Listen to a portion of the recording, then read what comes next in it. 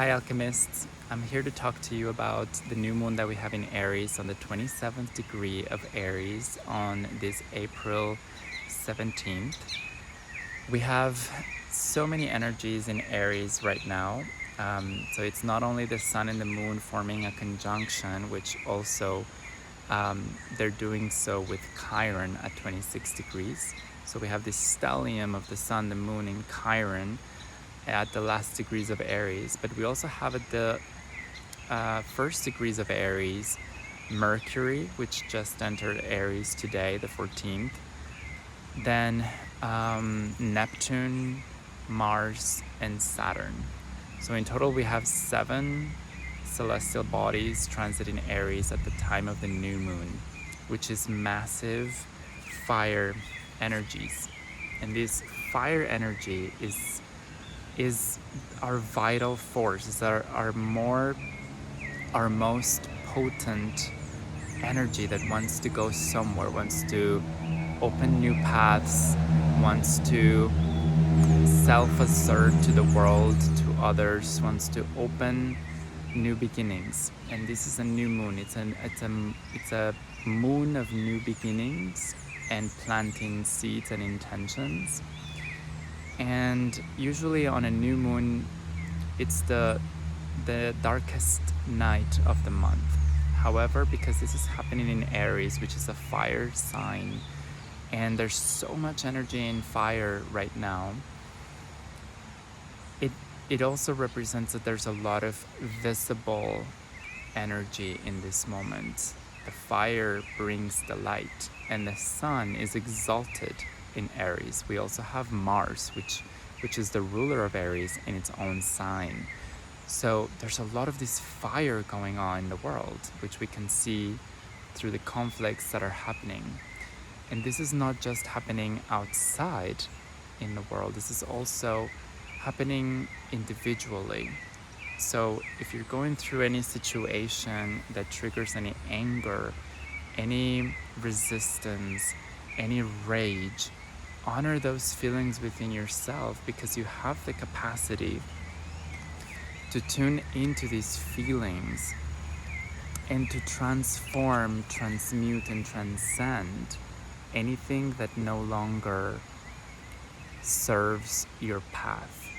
It's in this moment that we have this great capacity to close cycles and to start new things with a lot of decision, bravery, and assertiveness. This new moon is happening at the 27th degree of Aries, which in the Sabian wisdom of each of the 360 degrees of the zodiac, the 27 degrees of Aries is speaking of an opportunity that is recovered through imagination. And what this means is that through our imagination, we can create a new reality, a new version of ourselves, a new perspective. So if whatever you're going through, if you have the capacity to tune in, we have this Jupiter in Cancer right now. So this energy helps us to tune in, to bring the focus of our attention to our heart, to imagine a new way, a new path, a new door, a new key, a new reality, a new version of myself that is more aligned with who I truly am. Then I can bring it to the heart, I can bring it to my lower chakras, and I can act accordingly to create that energy, that reality for myself. The 27th degree has that potency, that potentiality to realize that my external reality is a reflection of my internal reality. And there can be a war happening in the world right now, but your individual reality is the frequency that you put out to the world. There can be a war happening next to you, but if you inside of you are nurturing peace, harmony, love, you will experience that even in the midst of a war. So these energies that we have right now are calling our inner mastery. Neptune in Aries, Saturn in Aries, Mars in Aries right now is like saying, you are a master. You are God in human form, and you haven't realized. And there's been so much information and so much knowledge and wisdom that have come through the experiences that you've already had in your life. And now it's just a time to wake up your awareness, to wake up those memories, to wake up that information and that wisdom that is sitting in the very molecule of your cells, that is full of water, is full of memory, is full of information, to remember this mastery that is with you. And in becoming present with every situation, you extract all the wisdom that those teachings and those experiences are bringing into your life. And there is so much that life is constantly teaching us right now. So if there's anything that feels blocked, that feels limited with this Saturn in Aries, now that Mars is conjunct, is like, like putting force, putting this like energy to break through the door that is limiting, because any limitation usually comes from our minds. If we are able to visualize and imagine ourselves outside of that limitation, we can create it. And it's a matter of taking this masculine energy within ourselves and to heal this masculine energy within ourselves. The Sun, the Moon conjunct Chiron. Chiron is also a symbol of mastery. Mastering through the wound, through the pain. Pain is a teacher. What has been your pain? What has been your wound since you were a child? And perhaps even before you were born in this lifetime. What has been your wound? What is that resistance? What is that rock that you keep hitting on?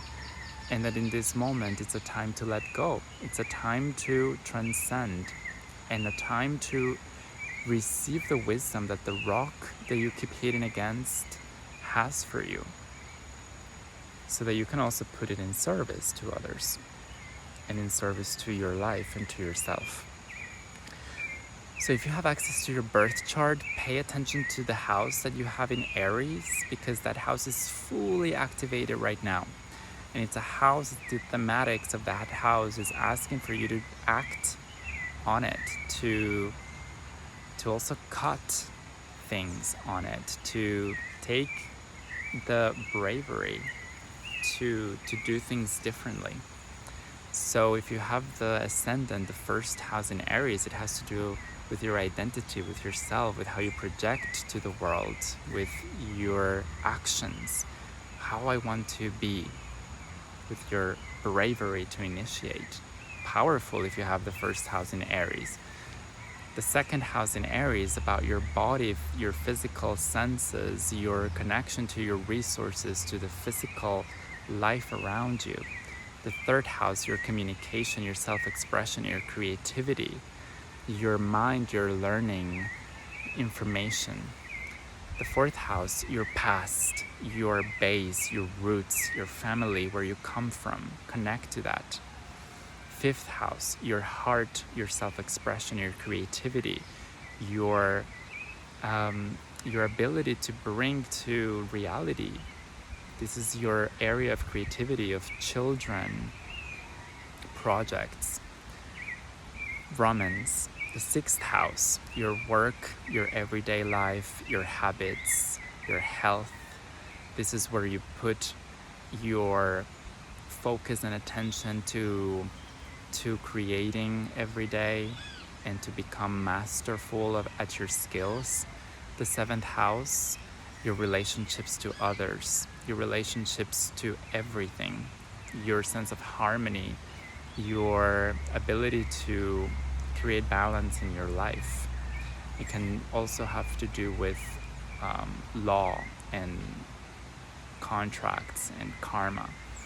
The eighth house, your power, your inner power, your subconscious, your shadow, the things that you cannot see about yourself very easily but others project onto you. Your sexual energy, your powerful energy to create. There's the resources that you share with others. the 9th house, your philosophy of life, your sense of life, the meaning of life for you, travel, higher education, your ability to go out of your comfort zones and seek new adventures.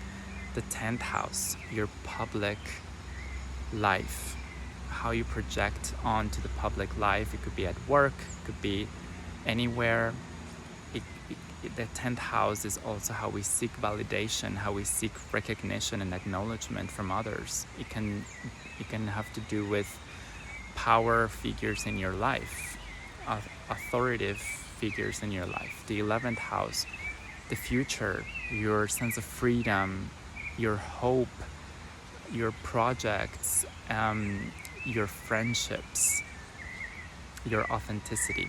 And the 12th house, the mysticism of life, what goes beyond the transcendent aspects of life, the closing cycles, the reaching that hero's journey's end to close the cycle and begin a new one, your connection to your higher self and to your lineage, to your past lives, and to the connection to higher realities. So I hope this information helps. Thank you for tuning in. Happy new moon in Aries. We're living extraordinary times on the planet. We're soon to also experience the entrance of Uranus in Gemini on the 25th of April, which on this new moon, the stellium that we have with the planets on the first degrees of Aries, Mercury, Neptune, Saturn, Mars, are also forming a small trine, a sextile to Pluto at 5 degrees of Uranus, and with Pluto at 5 degrees of Aquarius and a sextile to Uranus at the last degree, the karmic degree of Taurus, 29 degree. So it is also a lot of this mysticism, this spiritual guidance that we're receiving in these moments, and to also trust that the things that are happening in the world are there to teach us something. And if we are able to learn what that is teaching us, it can become very powerful in our lives. So thank you and happy new moon.